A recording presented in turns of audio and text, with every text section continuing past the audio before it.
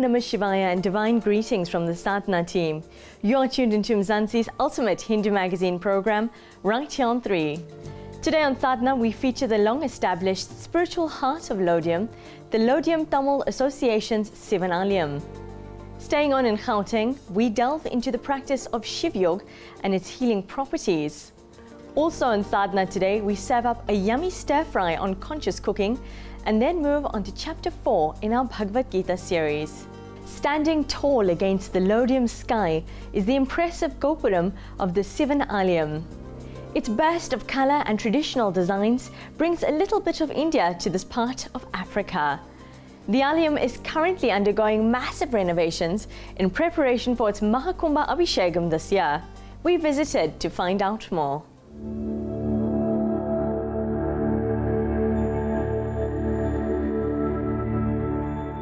The older people, they had this vision of what they wanted to achieve.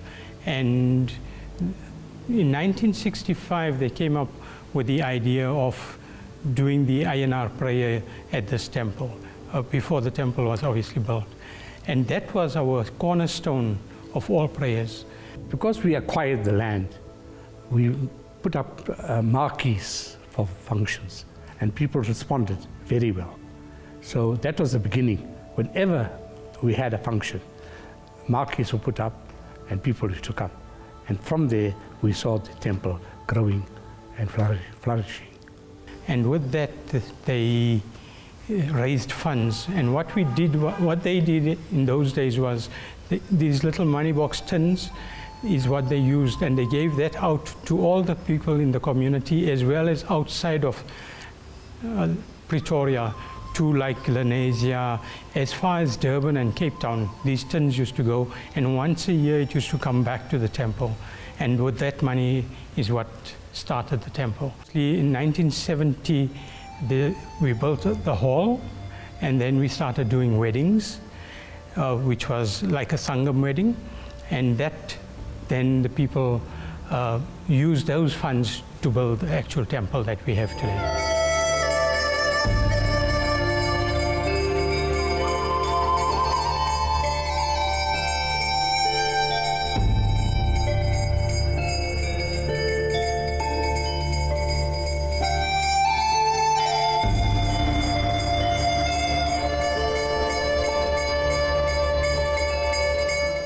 We have reached a stage of completing the Gopuram.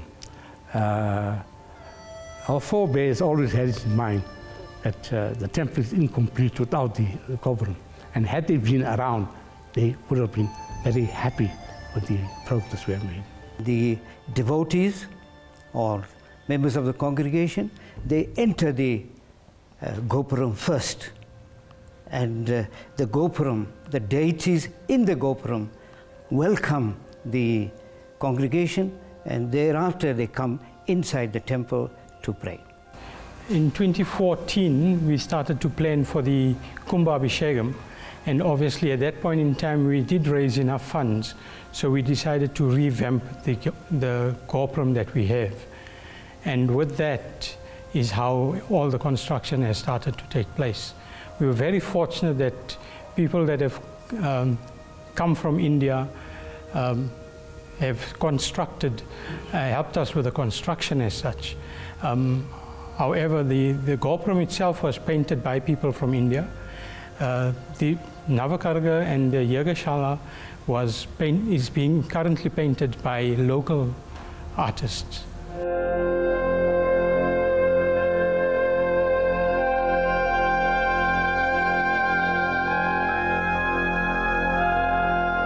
According to the Agamas, our temple should have murtis.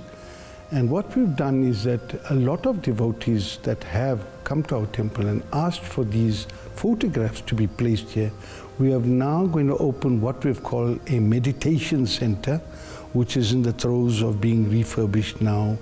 We're putting the final touches to it, and thereafter all these photographs will be removed to the meditation centers, and the various groups that are involved with the various photographs will obviously participate in their meditation, in their services, in the meditation hall that we're providing for them.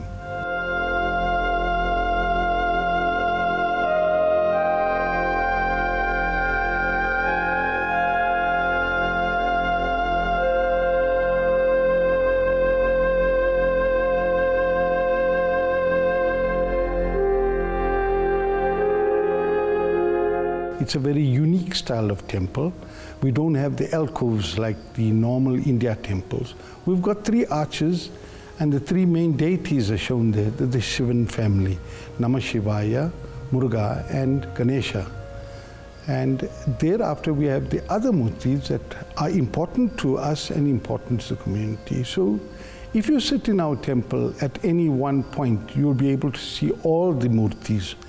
At the bottom is all the granite murtis or Karankal murtis, and on the top of it you'll find all the whichever murtis made in brass. These murtis were fabricated, made in India, and we couldn't get them into South Africa at that time because of the restriction of trade between India and South Africa.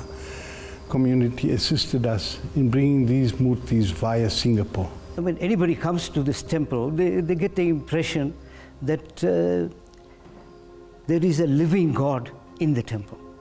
And I've met a number of people who have said this. I'd like to tell our community of Laudium, we appreciate what they do for us.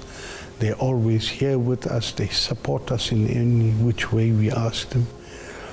And we want them to now be part of this Maha Kumbhabhishekam, which is such an important event, both for our community and both for the temple. Say 99% of the vehicles pass this temple.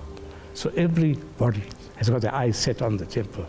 And invariably, whether you're a Hindu or a Muslim or a Christian, you will say some prayer in the name of God.